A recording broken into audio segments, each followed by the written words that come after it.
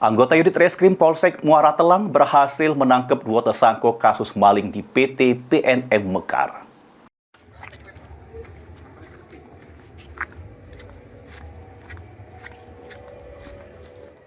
Anggota unit reskrim Polsek Muara Telang menangkap 2 tersangka kasus maling di PT PNM Mekar.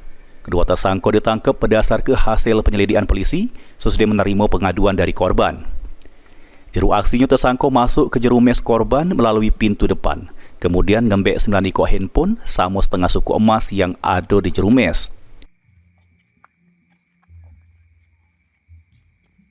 Korban datang ke Polsek Muara Telang, Polres Banyuasin pada bulan November. Jadi kami melakukan penyelidikan dan koordinasi.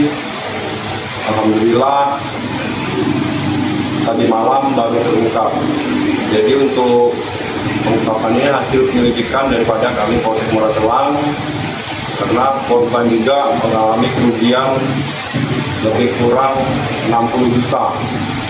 Kemudian pada 8 HP berbagai merek, ada iPhone, ada Samsung, ada Oppo, kemudian emas berupa kalung itu sebanyak 2 untai dan uang tunai.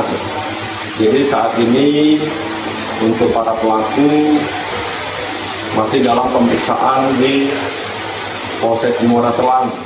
Guna mempertanggungjawabkan perbuatannya, kedua tersangka harus mendekam di sel tahanan Polsek Muara Telang. Ridho Ilahi, PAL TV.